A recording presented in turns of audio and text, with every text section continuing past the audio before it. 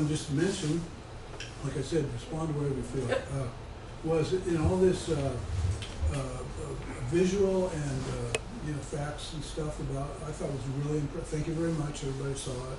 It was impressive. We all sort of know a little bit, but there's a lot of sort of details, and there's a lot under it. I read an article. I think it was from Al, who was on the list, Al Sargent's list, that said the university development in China. I forget the numbers. It doesn't matter. They've opened 50 new universities in the last 2 years, or 500 in the next year. I'm just saying, we've been here trying to get into some, UC Berkeley or whatever, and we've watched the Chinese and other people around the world come to University of California with their best and their brightest. They've got the money to get here or whatever, and come out and go back to China and contribute to the growth and the forward movement of China. It's all cool, But this article made it pretty clear, if it was right, that whole sentence in the process of shifting to China is basically done. I mean, it's 5 or 10 more years, I'm projecting, that it actually happens. But they've already started building the universities. Like they've got some towns with no people that built some towns so fast they can't even take the time to move the people in there to move on. So I'm just saying, one point. Second one. What's the point? The point is, in terms of development and relative power in the world,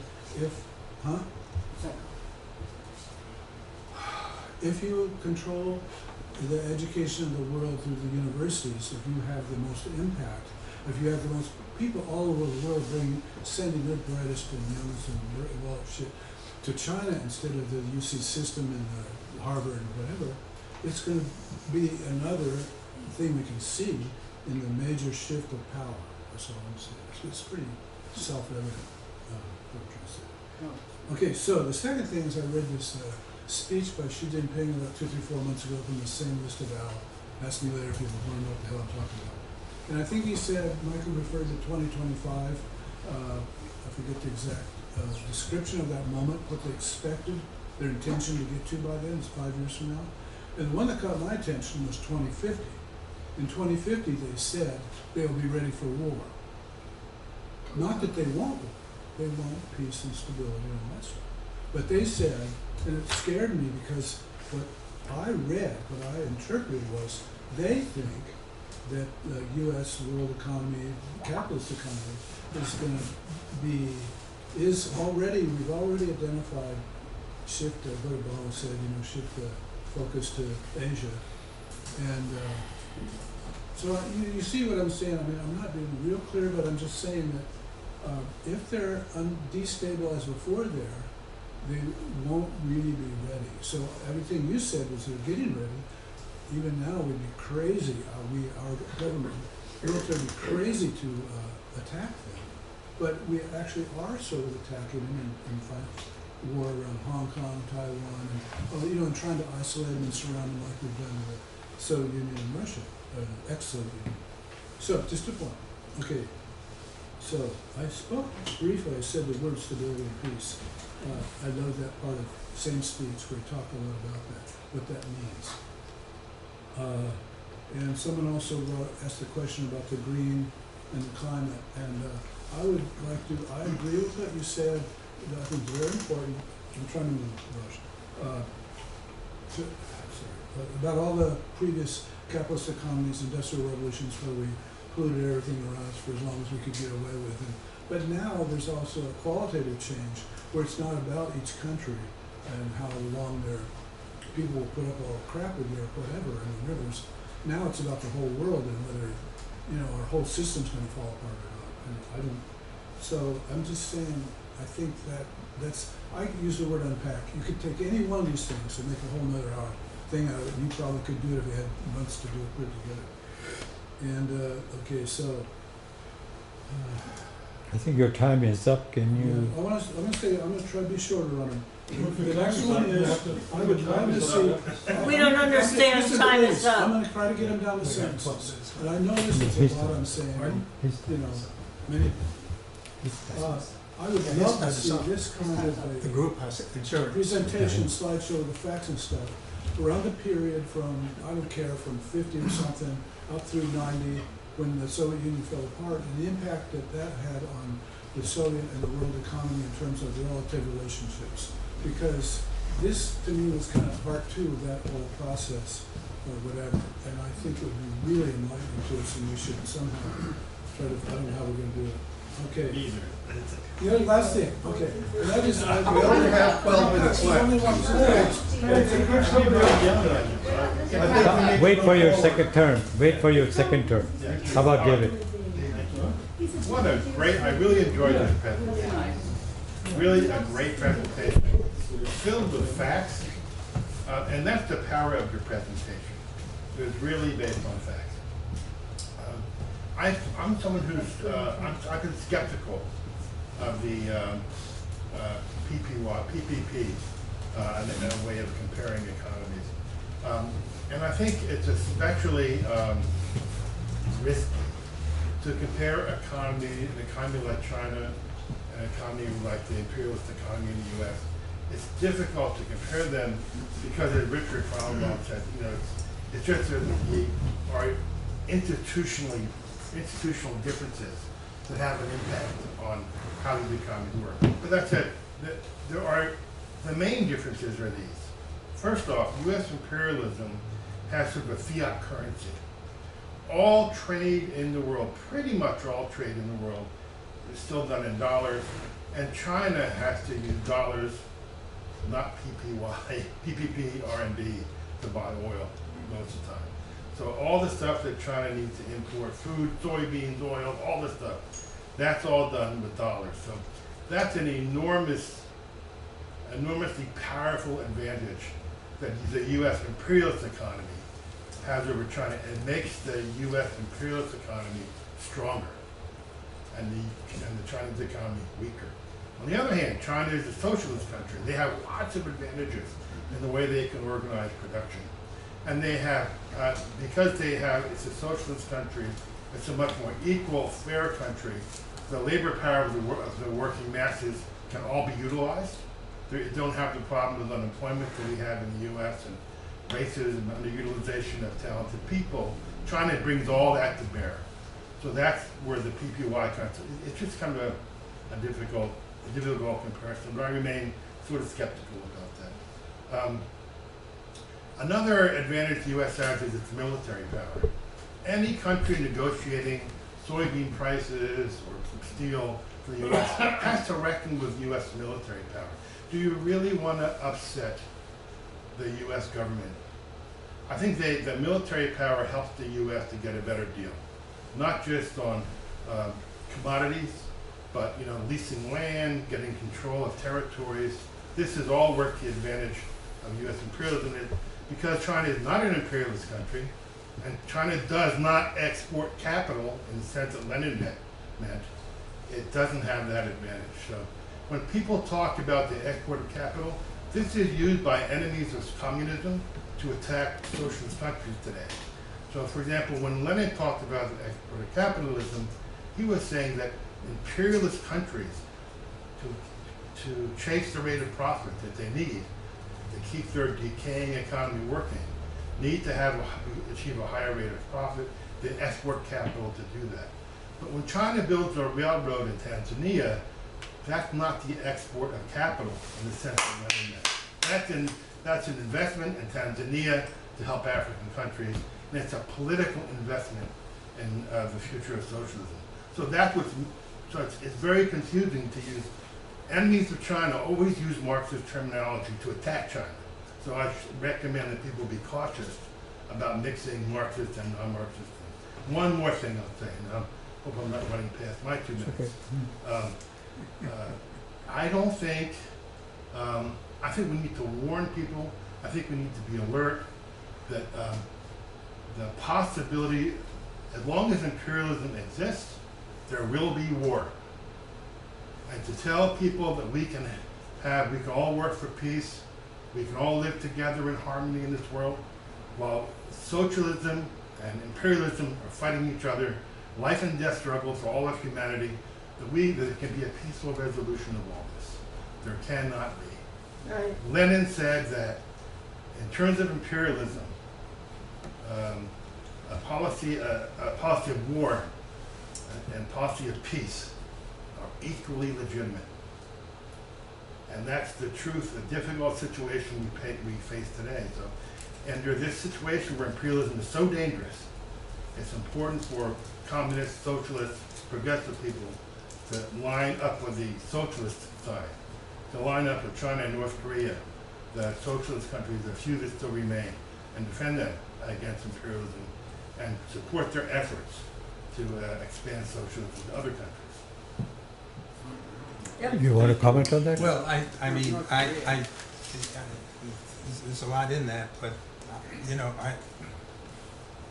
my own approach is to be, you know, as a scientist, is to be minimalist, is to make as few assumptions as possible.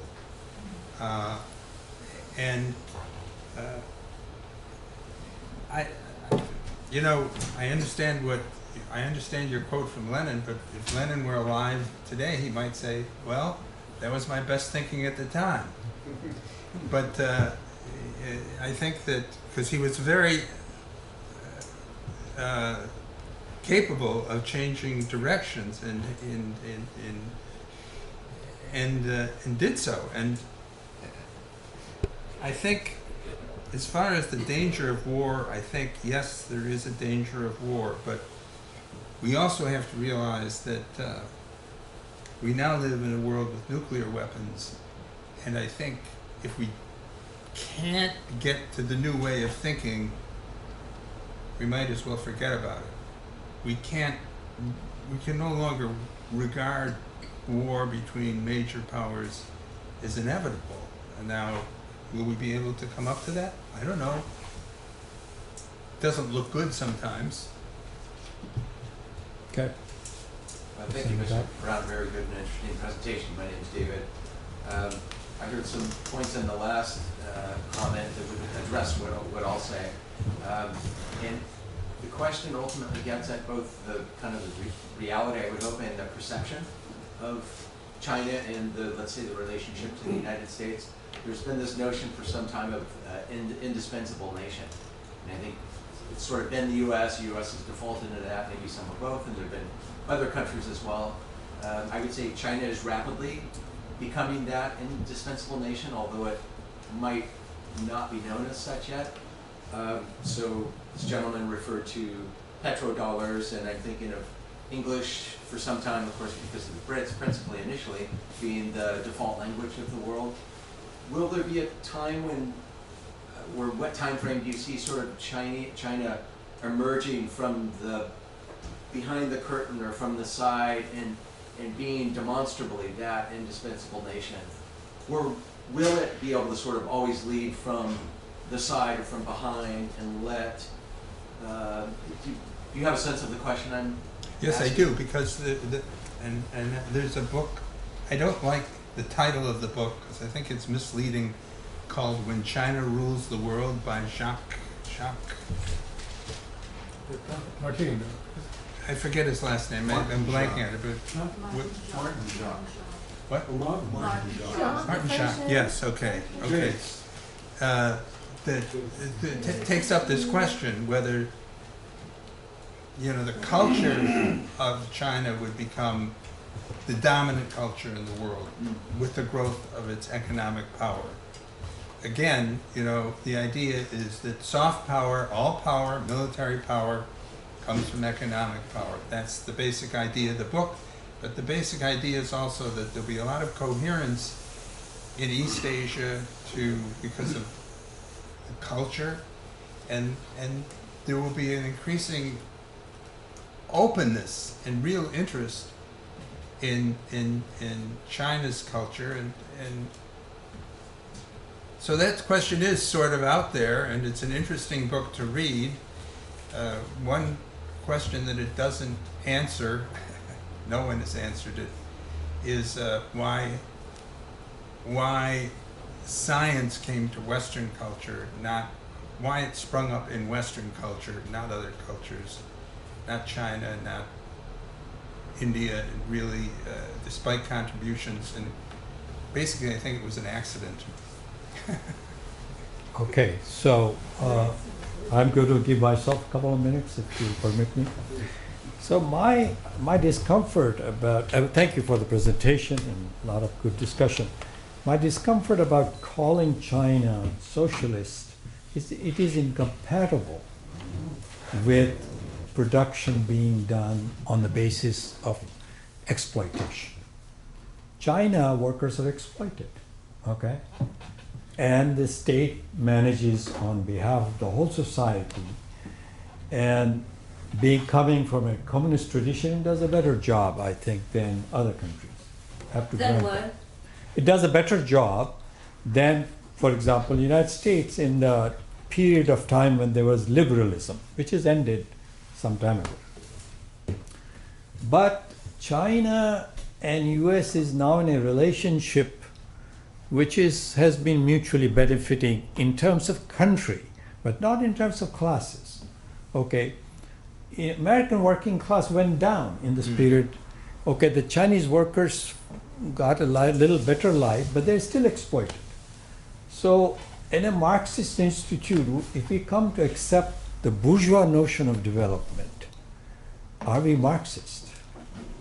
I think China and India needs to develop. There's no question about it.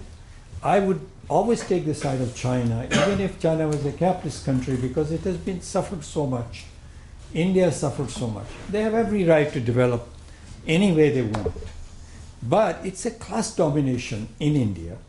And in China, I have to say, I admit, I'm flabbergasted. What is it? I can't call it a capitalist country because the Communist Party rules, and I can't call it socialist simply because I'll be betraying Marx and Lenin, in my opinion. Okay, I've studied both of them very carefully, and I found no evidence. And its background goes to where this problem goes to the last work of Stalin, which I have read, and I think many of you have read, Economic Problems of Socialism.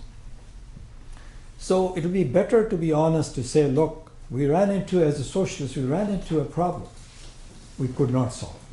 Okay, which is how to continue within the socialist mode of production which Stalin established, and which came down ultimately and was defeated. Of course, external pressure is there, but I mean, the external pressure of imperialism you have to assume, otherwise you have no chance of overthrowing capitalism. So my difficulty here is that just on the basis that China has the biggest economy, has brought many people out of poverty, well, so did the United States, so is India doing under quasi-fascist government that we have now. But the point is, the other problem is all this production, these commodities, that's what China produces and sells, okay, with American capital and now its own capital. And I agree with David, it's not an imperialist country.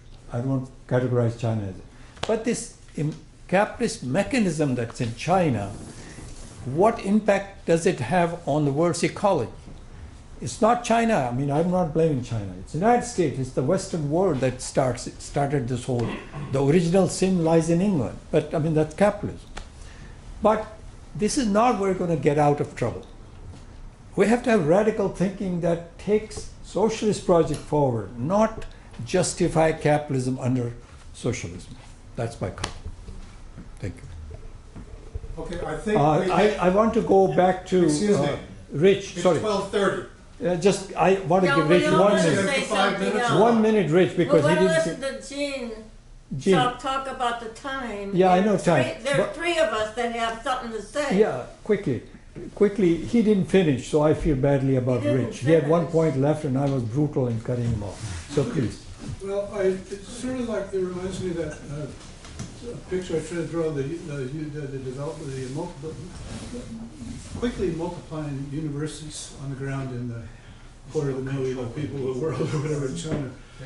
And this one is, it helped, it kind of metaphorically helped to explain how the Chinese economy works in one way. And that is, they were talking about, what's it called, G5 or something. So when we have a problem, trying to solve, say with how the new technology on cell phones works, that everybody's got to spend more money and get the damn thing, and everything else is obliterated or no longer useful. It doesn't work anymore, all the old cell phones. We have a limited market, a pretty big market, but there's this huge.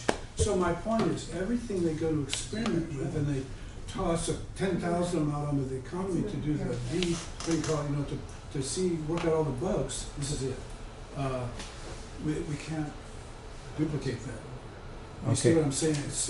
It's allowing or forcing their economy to jump things instead of just sit there and who's going to put some capital into this project. Okay, Gene has told me to stop, and so I'm in listening. I would like to give Norma a quick 30 Well, and Nina had something Nina to say, and but- Norma, if you have quick comment, like 30 seconds, and you 30 Well, I seconds. have one that's gonna take a second.